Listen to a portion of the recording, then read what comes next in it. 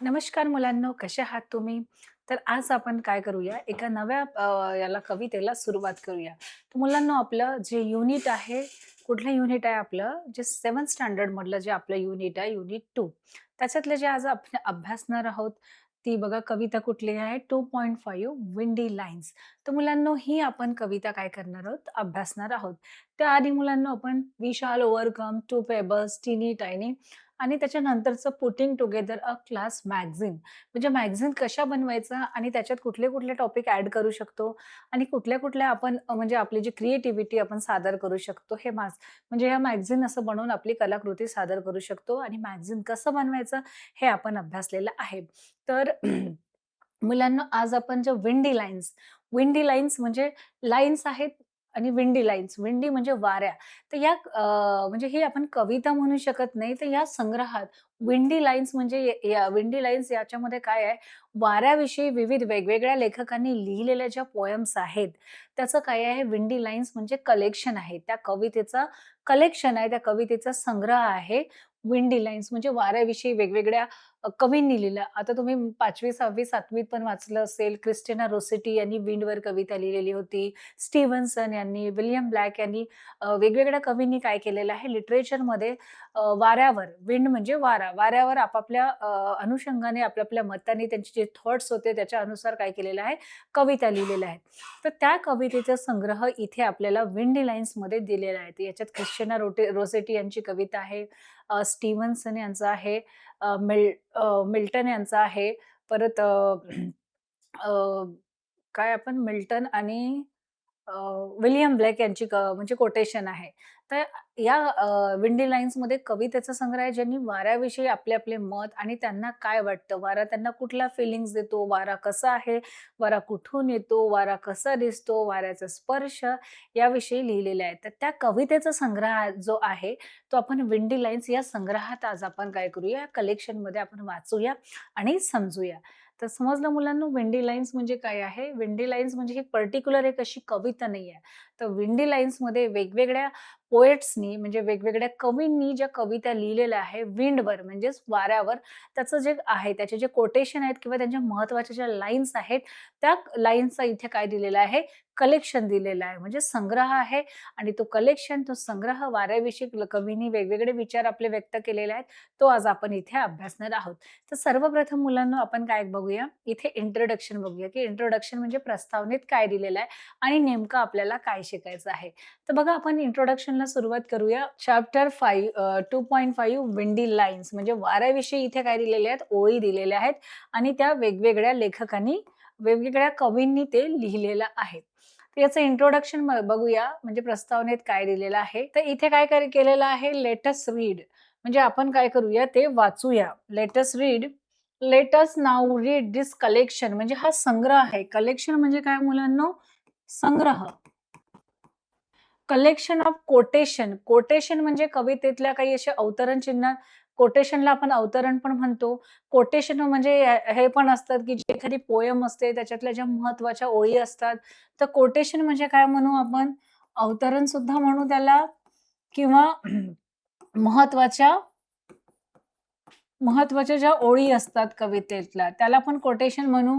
From the author's on the subject of wind. म्हणजे बघा, let us read this collection आपण आता वाचणार आहोत. Quotation from famous authors. Authors म्हणजे जे काही लेखक होऊन गेले. ऑथर म्हणजे रायटर, लेखक. जे मोठमोठ्या लेखकांनी आणि जे पोएट आहेत, तर त्या कवीने काय केलेलं आहे, असे कोटेशन लिहिलेले आहेत. कोटेशन म्हणजे अशा महत्त्वाच्या ओळी दिलेल्या आहेत, काही असे वाक्प्रचार लिहिलेले आहेत आणि कविता सुद्धा लिहिलेल्या आहेत. आणि त्यांचा जे सब्जेक्ट होता, म्हणजे त्यांचा जो विषय होता लिखाणाचा, लिहिण्याचा विषय काय होता? विंड. विंड म्हणजे वारा.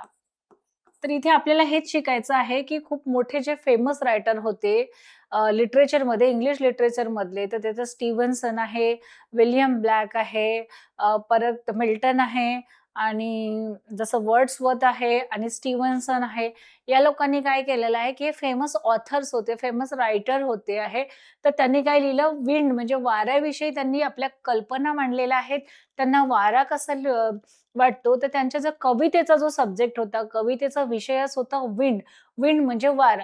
तर या वेगवेगळ्या लेखकांनी ज्या कविता लिहिलेल्या आहेत किंवा जे कोटेशन लिहिलेल्या आहेत, तर त्याचा संग्रह विंडी लाईन्स याच्यामध्ये केलेला आहे. विंडी लाईन्स म्हणजे ही एक सलग कविता नाही आहे.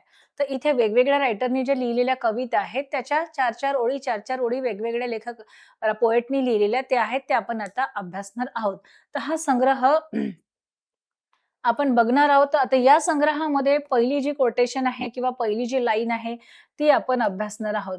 तर बघा याचं एक्सप्लेनेशन बघूया मुलांनो. तर एक्सप्लेनेशन स्पष्टीकरण बघूया. तर ही ओळ वाचून घेऊया आणि हे मला वाटतं तुम्हाला हे 5th किंवा 6th स्टँडर्डमध्ये ही कविता झालेली आहे किंवा तुम्हाला ही कविता 5व्या वर्गात सुद्धा झालेली असेल. तर बघा इथे विंडी लाईन्स म्हणजे वाऱ्याविषयी कविता लिहिलेल्या आहेत आणि ही कोणाची कविता आहे ते आपण जाणून घेऊया बघा. No one can tell me nobody knows. तर याच्यात कवी काय म्हणतो, no one can tell me म्हणजे मला कोणीही सांगू शकत नाही. नोबडी नोज आणि कोणालाही माहित नाही. नोज म्हणजे जाणणे. KNOWS नोज म्हणजे काय मुलांनो? जाणणे. तर काय सांगितलं आहे इथे? No one can tell me म्हणजे मला कोणीही सांगू शकत नाही आणि नोबडी नोज आणि कुणालाही माहित नाही. तर कशाविषयी मुलांनो? Where the wind comes from where the wind goes.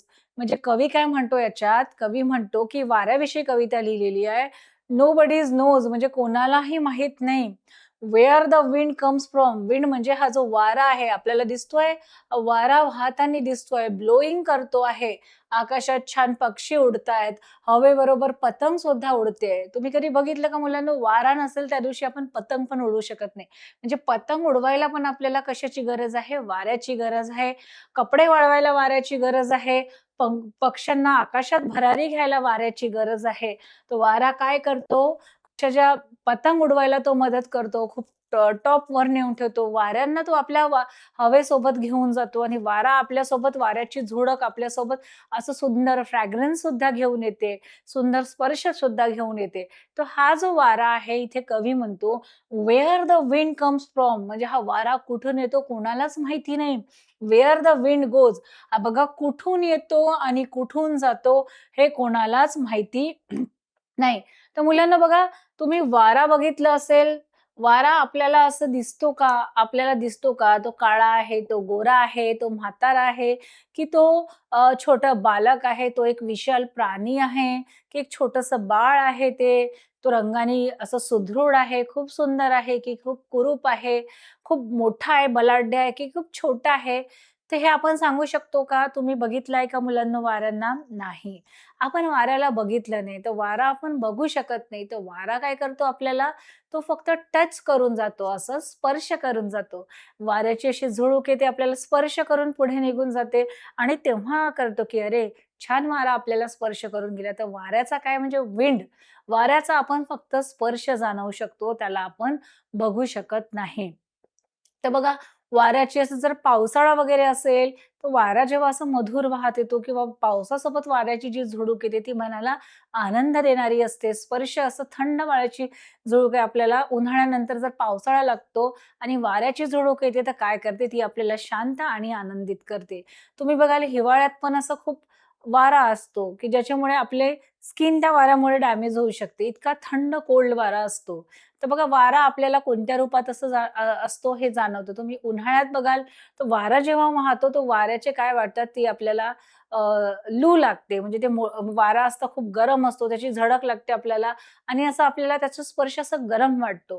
म्हणजेच काय करू शकतो आपण ऋतूप्रमाणे आणि सीझनप्रमाणे आपण वारा स्पर्शू शकतो, म्हणजे त्याचा स्पर्श जाणवू शकतो. पण तो कसा दिसतो हे आपण कुणीही बघितलं नाही. तो कुठून येतो, कुठे जातो, कसा दिसतो हे कोणीच बघितलेलं नाही. तर कवयित्रीने इथे कवीने हे सांगितलेलं आहे.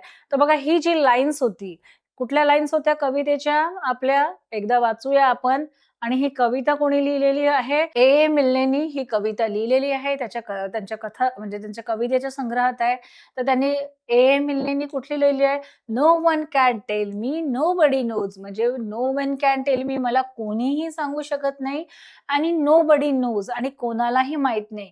Wear the wind comes from म्हणजे हा वारा आहे, हा कुठून येतो आणि कुठे जातो हे आपल्याला कोणीच सांगू शकत नाही.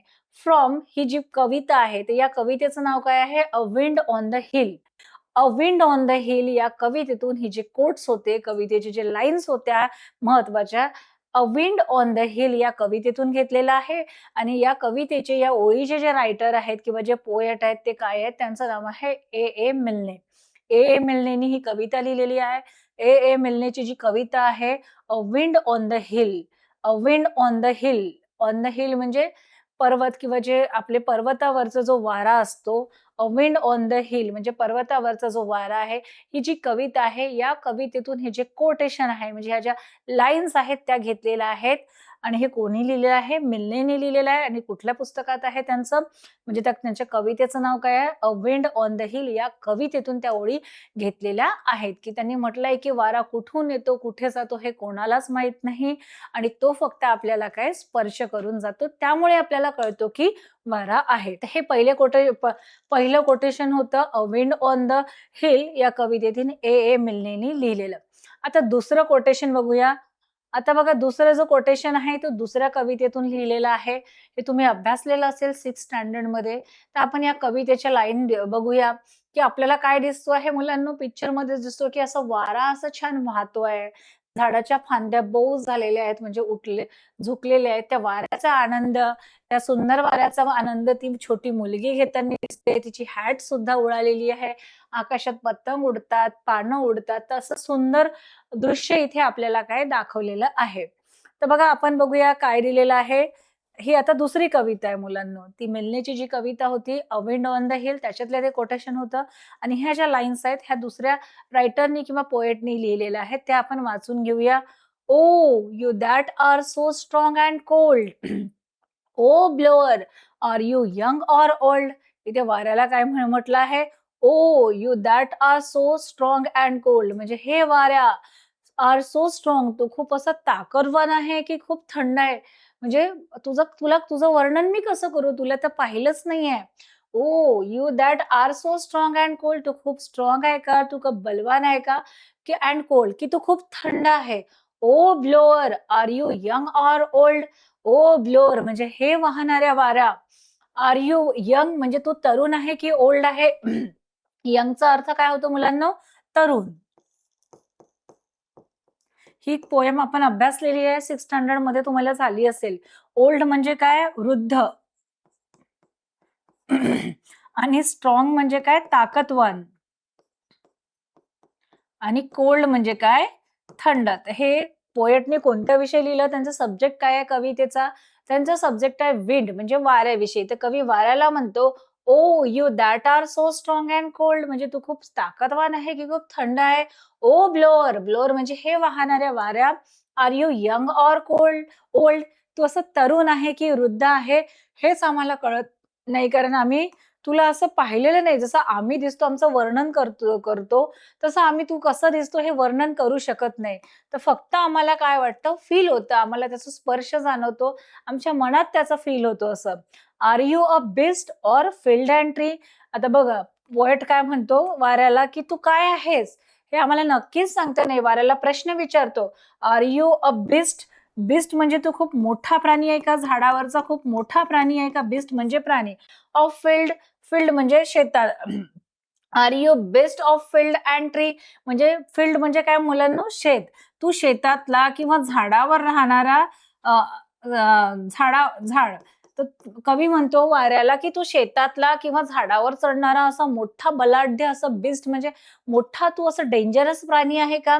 Or just a stronger child than me की तू ऑर म्हणजे किंवा just a stronger child than me की माझ्यासारखा जो लहान मुलगा आहे, तर माझ्यापेक्षा म्हणजे मी जसं लहान आहे, तर तू माझ्यापेक्षा एक स्ट्रॉंगर असा बलाढ्य असा छोटा मुलगा आहे का? तर कवी वाऱ्याला प्रश्न विचारतो, की "हे वाऱ्या मी तुला पाहिलेलं नाही.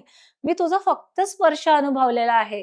तर तू मला सांग, तू फील्ड मधला किंवा एखाद्या ट्रीवरचा खूप मोठा बीस्ट आहे का, खूप मोठा प्राणी आहे, किंवा की तू एखादा माझ्यासारखा छोटा किंवा माझ्यापेक्षा असा बलवान असा एक छोटा मुलगा आहे का, की खूप स्ट्रॉंगर आहे का, असा बलवान मुलगा आहे का, छोटा किड्स आहे का तू, असं कोण कवी प्राण्याला वाऱ्याला विचारतो. तर बघा ह्या ज्या कविता आहेत त्या वेगवेगळ्या ह्याच्यातून घेतलेल्या आहेत. वेगवेगळ्या कवितेतून घेतलेल्या आहेत. O wind blowing all day long. बघा विंड दिसतोय वारा, की दिवसभर वारा काय दिसतो आहे आपल्याला असं ब्लो करताना दिसतो आहे, म्हणजे वाहताना दिसतो आहे. ओ विंड म्हणजे हे वाऱ्या. ब्लोविंग ऑल डे लाँग म्हणजे तू संपूर्ण दिवस असा वाहत असतो, ब्लो करत असतो. ओ विंड म्हणजे हे वाऱ्या, that sing so loud a song म्हणजे वारा तू वाहताना असं खूप मोठं गाणं गात जातो. Sing so loud a song, loud म्हणजे मोठा आवाज, सॉन्ग म्हणजे गाणं, आणि तू वाहता-वाहता काय करतो, अशा मोठ्या आवाजात गाणं गातो. म्हणजे तुम्ही बघितलं असेल मुलांनो, जेव्हा वारं खूप असं वाहायला लागतो किंवा तुम्ही पहाडात वगैरे गेले किंवा तुम्ही असं स्ट्रॉंग विंड जेव्हा वाहत राहते, तर त्या वाऱ्याचा आपल्याला कसं असं ऊ असा आवाज येतो, एक साउंड येतो. तर कवी म्हणतो त्याला, की uh, uh, O wind a blowing all day long म्हणजे हे वाऱ्या तू संपूर्ण दिवसभर वाहत असतो. O wind that sings so loud a song. ओ हे वाऱ्या तू तर वाहत असतोस, पण त्याचबरोबर तू मोठ्या आवाजात काय गाणं गात जात असतो. तू खूप मोठ्या आवाजात गाणं गातो. असं कवीनी वाऱ्याचं वर्णन केलेलं आहे. त्याला प्रश्न विचारलेला आहे. तर बघा ही जी कविता आहे, ही कुठून घेतलेली आहे? द विंड या कवितेतून घेतलेली आहे. आणि ही कविता कोणी लिहिली मुलांनो? हा जो पिक्चर दिसते आहे किंवा जो हा फोटो दिसतो तो कोणत्या कवीचा आहे? यांचं नाव आहे आर.एल. स्टीव्हन्सन. तर स्टीव्हन्सनची जी कविता आहे द विंड, तर त्याच्यातली ही कविता घेतलेली होती आणि त्या कविता पूर्ण आपल्याला नाहीये. त्या कवितेच्या जे 4 लाईन्स आहेत, जे कोटेशन आहे, जे महत्त्वाच्या ओळी आहेत, त्या आपण अ, अभ्यासलेल्या आहेत, त्याचं एक्सप्लेनेशन बघितलेलं आहे. तर बघा विंडी लाईन्समध्ये विंडी लाईन्स हा कवितेचा संग्रह आहे. जिथे वेगवेगळ्या कवींनी विंड विषयी म्हणजे त्यांचा जो सब्जेक्ट होता, विषय होता कवितेचा तो काय होता? वारा हा विषय होता आणि वाऱ्याविषयी त्यांनी वेगवेगळ्या प्रकारच्या ओळी लिहिलेल्या आहेत. तर जी पहिली कविता होती आपण विंड ऑन द हिल हे ए. मिलेन यांनी लिहिलेली होती. तर ती कविता आपण काय केलेली आहे त्याचं एक्सप्लेनेशन बघितलं. आणि ही जी दुसरी कविता हे जे कोटेशन होतं, तर हे कुठलं होतं? द विंड या कवितेतील होतं आणि the wind he Kavita RL. Stevens यांनी लिहिलेली होती आणि त्याच्या ज्या 4 ओळी लिहिलेल्या आहेत त्या आपण अभ्यासलेल्या आहेत. आता आपण दुसरं नेक्स्ट कोटेशन बघूया, ती कोणत्या कवीने लिहिलेली आहे. आता बघूया. हे जे नेक्स्ट कोटेशन आहे बघा. Who has seen the wind याच्यात काय म्हणतो? Who has seen the wind म्हणजे वारा कोणी बघितला आहे का? Neither I nor you. Neither I nor you म्हणजे मी तर नाहीच बघितला. नीदर आय नॉर यू म्हणजे मी पण नाही बघितला आणि तुम्ही पण बघितलेलं नाही. Who has seen the wind कोणी वारा बघितला आहे का? कवी म्हणतो नीदर आय नॉर यू म्हणजे मी पण बघितलेला नाहीये आणि तुम्ही पण बघितलेलं नाहीये. मग काय म्हटलंय? But when the leaves hang trembling, the wind is passing through. तर वारा आहे हे आपल्याला कसं जाणवतं?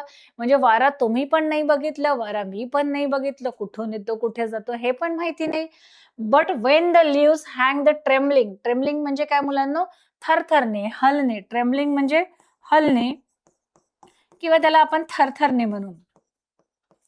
तर बघा जेव्हा वारा असा वाहत असतो तेव्हा आपल्याला काय दिसतात? हे जी झाडांची पानं दिसतात, हे ट्रेम्बलिंग करताना दिसतात म्हणजे हलताना दिसतात, असं थरथरताना दिसतात आपल्याला. इथे काय म्हटलेलं आहे? बट वेन द लीव्स म्हणजे काय मुलांना? झाडाची पाने. काय म्हटलंय इथे? बट वेन द लीव्स जेव्हा झाडाची पाने हँग ट्रेम्बलिंग म्हणजे but when the leaves hang trembling म्हणजे जेव्हा झाडाची जे पानं आहेत ते हँग होतात. हँग म्हणजे अशी लटकलेली असतात आणि ट्रेम्बलिंग करतात, असे थरथरतात. The wind is passing through. तर ते केव्हा हलतात, केव्हा थरथरतात कारण त्यांच्याजवळून जेव्हा काय जाते? विंड पासिंग थ्रू म्हणजे हवा जेव्हा त्या झाडांच्या मधून किंवा झाडाच्या जवळून पास होते, म्हणजे झाडाच्या जवळून जाते, तर तेव्हा काय होतं की हे जे लीव्स आहे, झाडाची जी पानं आहेत ते ट्रॅव्हलिंग करतात, हलताना दिसतात आणि त्याच्यावरून आपल्याला कळतं, त्याच्यावरून काय कळतं की हवा इथून गेलेली आहे, हवा पास आउट झालेली आहे, असं आपल्याला कळतं. काय म्हटलेलं आहे इथे, who has seen the wind, neither I nor you. काय म्हटलंय, who has seen the wind म्हणजे वारा कोणी बघितलेला आहे, नीदर आय नॉर यू म्हणजे मी पण नाही आणि तुम्ही पण नाही, असा प्रश्न विचारलेला आहे.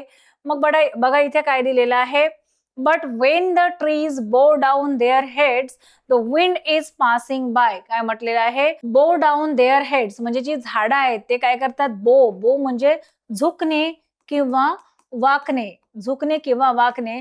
But when the trees bow down their heads म्हणजे ही जी झाडं आहेत, ही झाडं कशी असतात, असे सरळ सरळ असतात, पण जेव्हा हे बो डाऊन होतात म्हणजे झाडं अशी झुकतात, हे बघा आपल्याला झाड असं झुकलेलं दिसतो, असं वाकलेलं दिसतं. तर काय सांगितलंय, but when the trees bow down their head जेव्हा झाडं काय करतात, अशी वाकतात किंवा झुकतात, the wind is passing by, तर तेव्हा कधी होते की खूप जोराचा जेव्हा वारा येतो आणि झाडाची पानं झुकतात, संपूर्ण झाड, ट्रीज असे बो डाऊन होतात, असे वाकलेले असतात, तेव्हा माहिती होते की the wind is passing bye म्हणजे वारा आहे तो काय झालेला आहे, तिथून पासिंग गेले आहे म्हणजे वारा तिथून गेलेला आहे. तर मुलांना बघा, आता पावसाळ्याचे दिवस आहेत आणि पावसाळ्यात पण काय होतं, खूप वारा वाहायला लागतो आणि त्या वारा वाहता वाहता काय होतं की ते झाड आहे ते संपूर्ण असं झुकून जातो, बो डाऊन होतो आणि आपल्याला त्याच्यावरून असं कळतं झाडं वाकलेली पाहून की काय झालेलं आहे, तिथून वारा बो डाऊन झालेला आहे. म्हणजे खूप जोरात वारा आलेला आहे आणि त्याच्यामुळे झाडं आपल्याला झुकलेली दिसतात, पानं गळलेली दिसतात आणि आपल्याला त्याच्यावरून कळतं की ते स्ट्रॉंग विंड होती की हलकी विंड होती हे कळतं. तर इथे तेच सांगितलेलं आहे, but when the trees bow down their head जेव्हा झाडं आपले जे झुकतात, बो डाऊन ट्रीज असे वाकलेली असतात, the wind is passing by, तर तेव्हा काय होतं, वारा तिथून गेलेला असतो, वारा तिथून पास झालेला दिसते आपल्याला पिक्चर मध्ये पण असं झुकलेलं दिसतंय आपल्याला. तर बघा ही जी पोएम आहे ही कोणी लिहिलेली आहे, क्रिस्टिना रोसेटी. क्रिस्टिना रोसेटी ह्या ज्या आहेत, पोएट आहेत, त्यांनी लिहिलेली आहे, कवयित्री आहे ही, तिने लिहिलेली आहे आणि त्यांचं नाव काय, क्रिस्टिना रोसेटी. तर क्रिस्टिना रोसेटी यांनी लिहिलेल्या ह्या काय आहेत, लाईन्स आहेत, ह्या कोट्स आहेत ज्या आपण अभ्यासलेल्या आहेत. बघा आता इथे आपण 3 कवींचं बघितलेलं आहे. कुठलं कोणत्या कवींचं बघितलेलं आहे. पहिलं होतं A Milton, wind on the hill यांचं होतं. मग द विंड या कवितेतून मग ते दुसरी जी पोएम होती ती स्टीव्हन्सन त्यांची होती. तिसरी जे कोट्स होते ते आपण क्रिस्टिना रोसेटी यांच्या ज्या विंड विषयी ज्या कविता होत्या, ज्या लाईन्स होत्या त्या आपण अभ्यासलेल्या आहे. आता ही जी चौथी जी कोट्स आहे, ह्या कवितेच्या लाईन्स आहेत, तर ही जी कविता आहे सरोजिनी नायडू यांनी लिहिलेली आहे आणि त्यांनी लिहिलेल्या ह्या लाईन्स आहे कवितेच्या, त्याचं एक्सप्लेनेशन आपण बघणार आहोत. बघा यांनी पण वाऱ्यावर कसं लिहिलेलं आहे, राईज ब्रदर्स राईज. राईज म्हणजे उठणे. राईज म्हणजे काय मुलांना, उठणे. राईज ब्रदर राईज म्हणजे उठा भावांनो उठा. द वेकिंग स्काईज प्रे टू द मॉर्निंग लाईट. काय म्हटलं इथे, द वेकिंग स्काईज, वेकिंग म्हणजे जागे होणे, जागे होणे, स्काईज म्हणजे आकाश. द वेकिंग स्काईज प्रे टू द मॉर्निंग लाईट म्हणजे काय, राईज ब्रदर राईज, उठा भावांनो उठा. द वेकिंग स्काईज प्रे म्हणजे हे उठलेलं काय आहे, आकाश आहे. जस्ट आता सकाळ झालेली आहे आणि हे जे आकाश दिसते आपल्याला, स्काय दिसते, ते काय झालेलं आहे, अवेकिंग म्हणजे ते जागा झालेलं आहे. वेकिंग स्काईज प्रे म्हणजे ते जागा होऊन प्रे करतोय, प्रार्थना करतोय. प्रे म्हणजे काय मुलांना, प्रार्थना. तर हा जो स्काय आहे, हे आकाश आहे, ते प्रार्थना करते टू द मॉर्निंग लाईट म्हणजे आता सकाळ झालेली आहे आणि सकाळी काय झालेलं आहे, हा सूर्यप्रकाश, सूर्याची सुंदर सुंदर किरणे पृथ्वीवर पडलेली आहेत. द वेकिंग स्काईज प्रे टू द मॉर्निंग लाईट आणि ह्या सकाळच्या अशा सूर्यप्रकाशात आकाश हे काय स्काय असं जागा होऊन तो काय करतो आहे, प्रार्थना करतो आहे. त्यामुळे आकाश सुद्धा उठलेला आहे, सूर्याची किरणं पडलेली आहे. तर कवयित्री म्हणते, राईज ब्रदर राईज म्हणजे आता तुम्ही पण जागे व्हा. तर बघा आपल्याला काय दिसतंय इथे, की हे जे फिशरमॅन दिसतोय, फिशरमॅन म्हणजे मच्छी पकडणारे आणि आपल्याला दिसते की पहाटे ते फिशरमॅन समुद्राच्या काठी येऊन त्यांनी काय हे जाळं फेकलेलं आहे, नेट, आणि काय करतोय, फिशिंग. तर बघा या फिशरमॅनलाच उद्देशून त्यांनी म्हटलेलं आहे, राईज ब्रदर राईज, उठा भावांनो उठा. बघा पुढे काय लिहितं सरोजिनी नायडू ज्या आहेत त्या, the wind lies asleep in the arms of the dawn like a child that has cried all night. काय दिलेलं आहे, the wind lies asleep in the arms of the dawn. Dawn म्हणजे काय मुलांना, पहाट. Like child that has cried all night, तर काय म्हटलेलं आहे, the wind lies asleep in the arms of the dawn like a child that has cried all night. म्हणजे एखादं लहान मूल रात्री रडून रडून काय होतं, children all night, a like child that has cried all night. एखादं लहान मूल जे आहे ते रडून रडून आपल्या आईच्या कुशीमध्ये झोपून जातो, त्या लहान मुलाप्रमाणेच the wind lies asleep in the arms of the dawn. म्हणजे इथे काय म्हटलेलं आहे, डॉन म्हणजे पहाट. तसंच जे विंड आहे ती काय आहे, तुम्ही बघाल की रात्री म्हणजे दिवसा खूप असं विंड वाहत असते आणि रात्री पण असं जोरजोरात आपल्याला आवाज येतो हवेचा. पण पहाट होताच ते असं मृदू होऊन जातं आणि the wind lies asleep in the arms of the dawn. आणि ही जी हवा आहे ती पहाटेच्या वेळेस काय करते, पहाटेला ती पहाटेच्या कुशीत ती अशी पहाटेच्या आर्म्समध्ये, म्हणजे सकाळ डॉन म्हणजे जे सूर्यकिरण जेव्हा पहिल्या पृथ्वीवर पडते, जसं उजेड होतो आणि सूर्यकिरण जेव्हा पडतात त्याला डॉन म्हणतात. म्हणजे सूर्य जस्ट निघालेला असतो. तशा डॉन म्हणजे म्हणजे अशा पहाटेच्या कुशीत तिच्या पहाटेच्या आर्म्समध्ये, तिच्या हातामध्ये, तिच्या कवीमध्ये हा जो वारा आहे तो झोपी गेलेला आहे. ज्याप्रमाणे रात्रभर मुलगा किंवा एखादं छोटंसं बाळ ते रडत-रडत आपल्या आईच्या कुशीत झोपते, त्याचप्रमाणे हा जो विंड आहे, वारा आहे, तो पहाटेच्या कुशीत काय झालेला आहे, स्थिरावलेला आहे आणि झोपलेला आहे. असं सुंदर कवितेचं वर्णन म्हणजे कवितेत त्यांनी सरोजिनी नायडू यांनी केलेलं आहे. तर बघा ही सरोजिनी नायडू, आपल्याला हा जो पिक्चर दिसतोय तर ह्या कोण आहेत, सरोजिनी नायडू आहेत. ह्या एक कवयित्री होत्या आणि त्यांची जी कविता आहे from the Coromandel fisher. Coromandel या ठिकाणचं फिशर आहे. फिशर म्हणजे कोरोमंडल मधील जे फिशरमॅन आहेत, मच्छीमार आहे, त्यांच्यावर त्यांनी कविता लिहिलेली होती. आणि ह्या जे कोट्स आहेत, ह्या ज्या लाईन्स आहेत, द कोरोमंडल फिशर या कवितेतून त्या कोट्स घेतलेल्या आहे आणि ह्या लाईन्स कोणी लिहिलेल्या होत्या, सरोजिनी नायडू यांनी लिहिलेल्या आहे.